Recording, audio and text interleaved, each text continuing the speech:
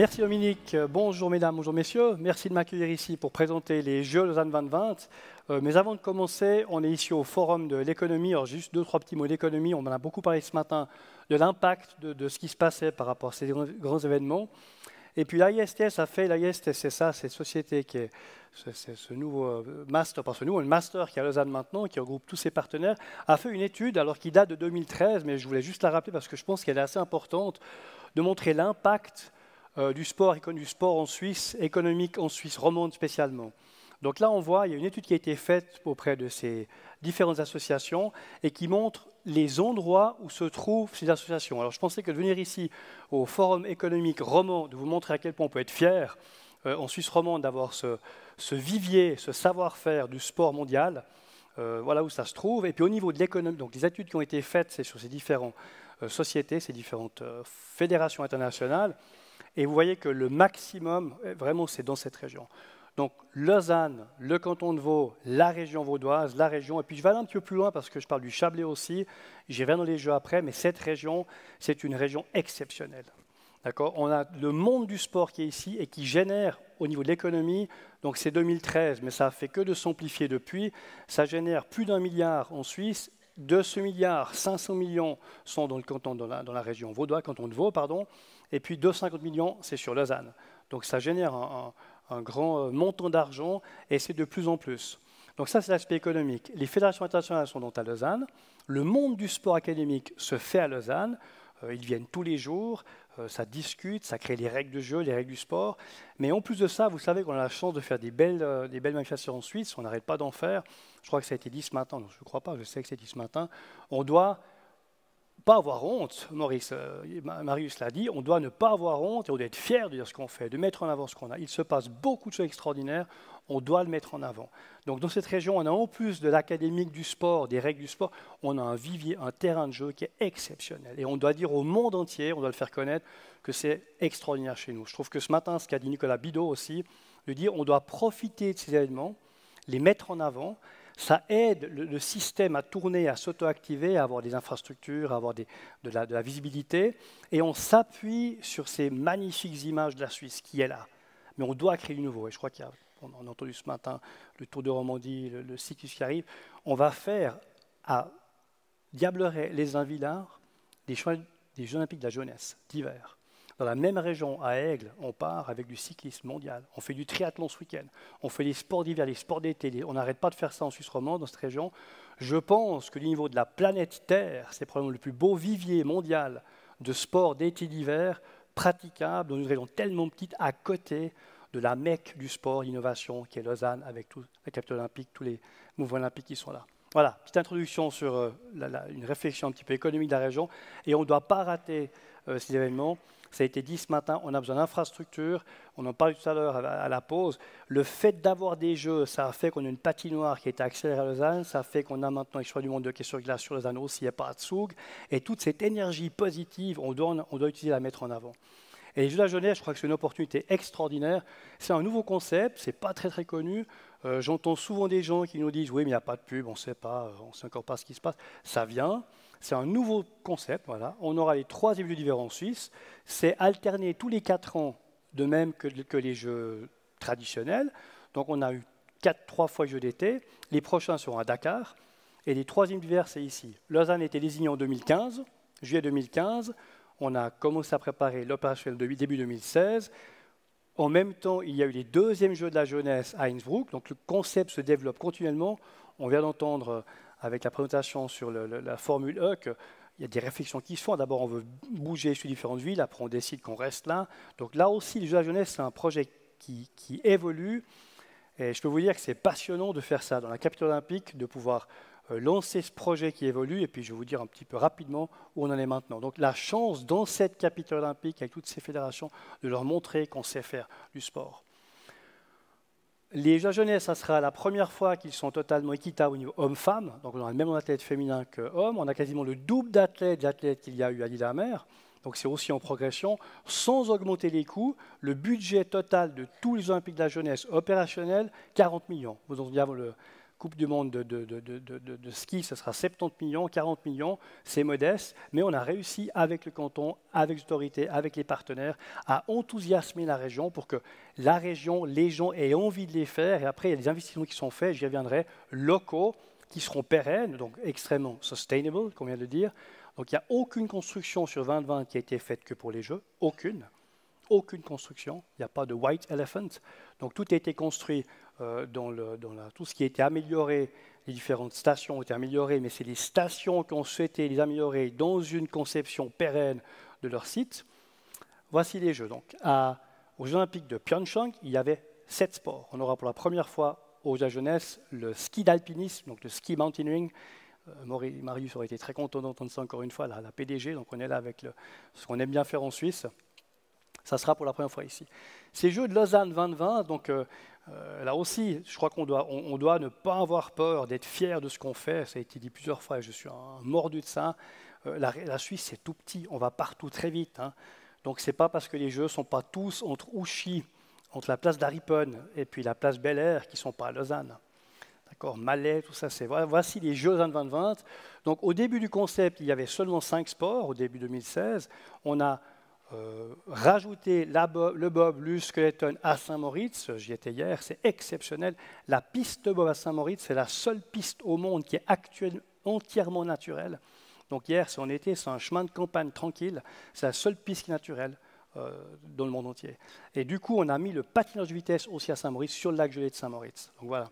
Et les différents sites, la vallée de Joux pour le ski, le ski de fond, pardon, au Tuf, on aura le ski, c'est vrai que ça perturbe un peu. Au Tuf, on aura le biathlon, le saut à ski et le combi nordique. On aura ensuite sur Lausanne tous les sports de glace, la cérémonie d'ouverture aussi, le village olympique avec le vortex, le CO sera ici sur place, et dans les Alpes vaudoises, les Villars-Diableret, tous les sports de ski, à Champéry le curling, et comme mentionné à Saint-Moritz, les autres sports. Lausanne, juste rapidement, c'est un petit peu fun, et voilà comment ça va se passer. Tous les soirs, à la place du flanc, il y aura la remise des médailles, tous les soirs, donc les athlètes redescendent, place des médailles. Tout le monde dort sur Lausanne, à part ceux de Saint-Moritz qui auront un village dédié à eux, sur Saint-Moritz. Les autres sont tous sur Lausanne, donc la place du flanc, tous les soirs, la grande fête. Lausanne fait un festival en jeu, il y aura une animation pendant 2 semaines à la ville de Lausanne. Et puis, le vortex sera le village olympique.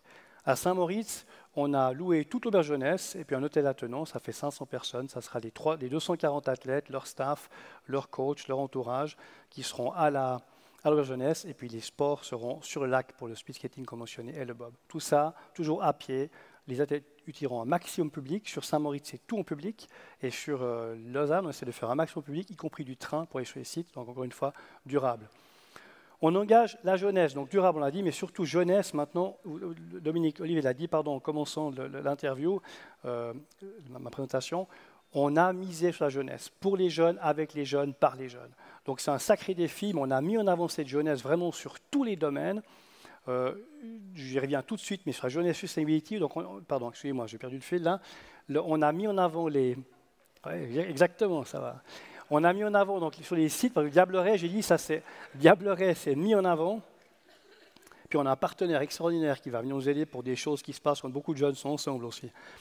Au Diableret, on a une nouvelle piste de ski qui a été développée grâce au jeu. La région s'est enflammée. Maintenant, c'est un télécabine, 4 saisons. Ça permettra de faire du vélo de montagne avec des vélos électriques de montagne, 4 saisons.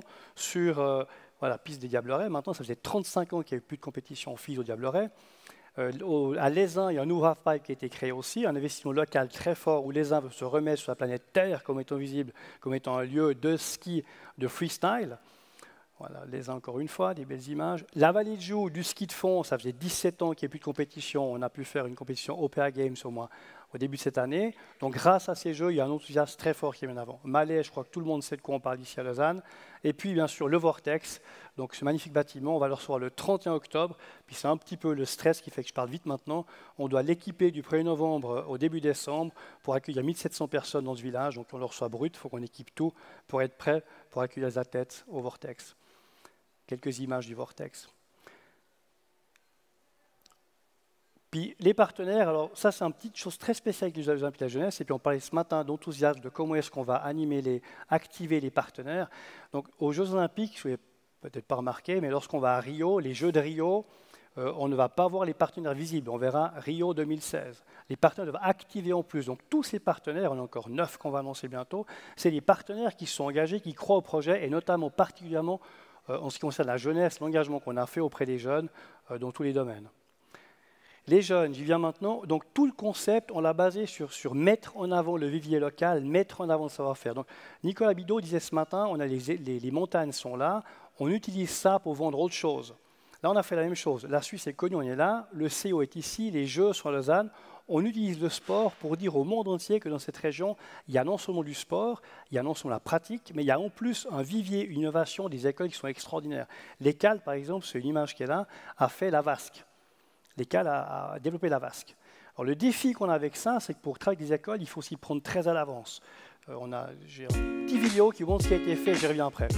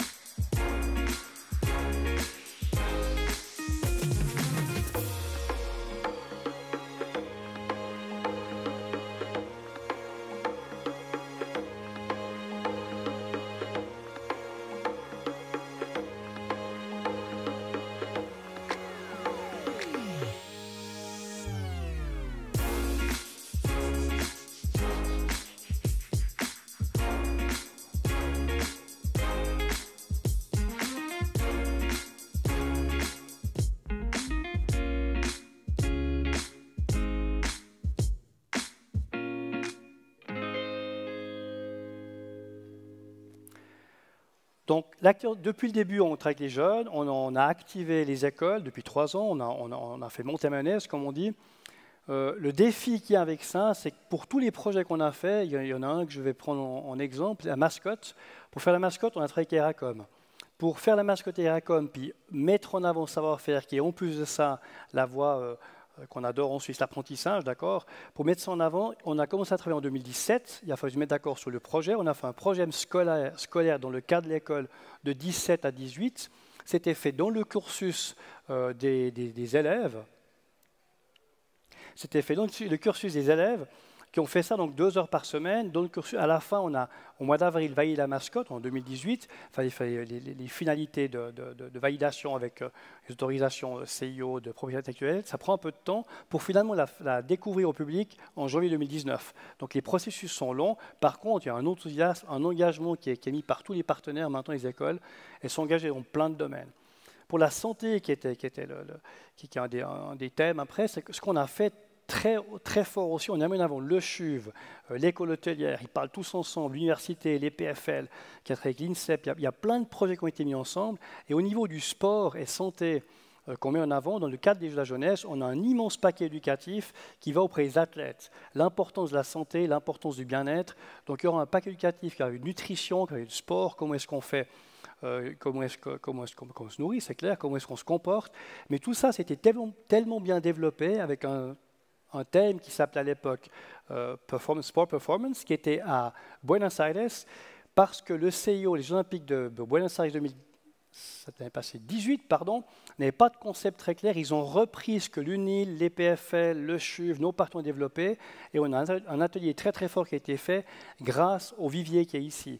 Le contrat est resté, donc ils seront chez nous, c'est clair, et le contrat maintenant est pérenne pour la Dakar. Donc grâce à ces jeux, on a mis en avant le savoir-faire, et on aura un paquet éducatif exceptionnel sur tous ces thèmes ici, mais qui reste pérenne. Donc on a pu vendre le savoir-faire pour l'étranger. Avec les différents partenaires qu'on a ici, voilà ce qu'on a fait avec eux. Puis on a enfin un écosystème vraiment où la VASC est développée par l'ECAL, elle sera construite par l'ESFOR à l'école de la construction, la chanson des jeux a été faite par la Haute École de musique de Lausanne. Donc on a remis les jeunes ensemble depuis 2-3 ans pour bosser, travailler sur ce projet des jeux. Voilà, je vous remercie de votre attention. Et je suis à disposition pour les questions. Merci.